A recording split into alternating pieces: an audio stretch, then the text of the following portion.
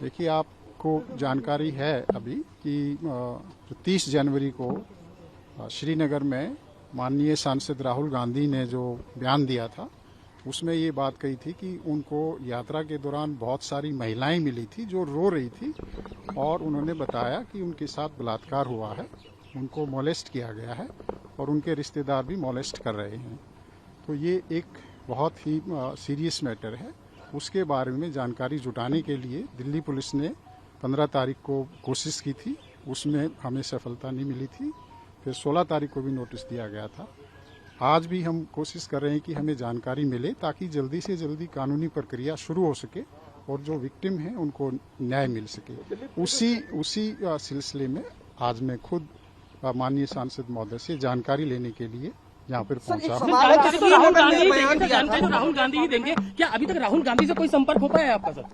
उनके स्टाफ को message communicate हो चुका है। श्रीनगर में बयान दिया था, दिल्ली पुलिस की क्या इसमें रोल आता है? देखिए, जो यात्रा थी वो दिल्ली के यहाँ से भी गुजरी थी और यात्रा के दौरान मैं खुद भी वहाँ पे उपस्थित था और हमारे काफ़ी जो पुलिस अधिकारी थे वो भी थे। और क्योंकि राहुल गांधी जी यहाँ रहते हैं, यहाँ से यात्रा भी गुजरी थी और हम चाहते हैं कि कोई भी ऐसे विक्टिम हैं जिनके बारे में हमें जानकारी मिल सके, तो ताकि उनको जल्दी से जल्दी हम कानूनी प्रक्रिया कर सकें। अगर दिल्ली के हैं तो हम इमीडिएटली कानूनी प्रक्रिया शुरू कर देंगे और मान लिया कहीं दूसरे प्रदेश का कोई विक्टिम है तो उसके बारे में भी हम उचित। राहुल गांधी घर पे ही मौजूद है। देखिए, जो बयान दिया था वो सोशल मीडिया में काफ़ी वो स्प्रेड हुआ था। उसके बाद हमने उसको देखा, हमने इंटरनली अपना देखा कि दिल्ली के दौरान जो यात्रा थी, क्या कुछ इस तरह की महिलाएं थी जो यात्रा के दौरान रो रही हों या राहुल गांधी जी से मिली हो। तो हमारी इंक्वायरी में इस तरह का हमें छानबीन में नहीं आया।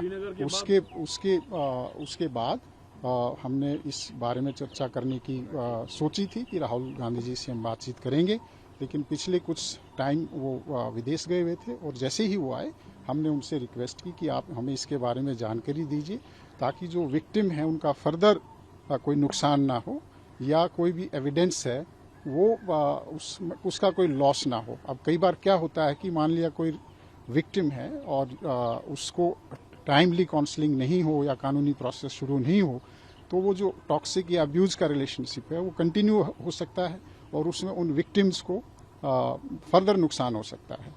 या हो सकता है कि वो जो महिलाएं थी उन महिलाओं में से कुछ नाबालिग भी हों, कोई उसमें पॉक्सो का भी जो एक्ट है वो अट्रैक्ट हो सकता है। तो सारी जानकारियां, तमाम जानकारियां हम सांसद महोदय से लेने के लिए आज आए।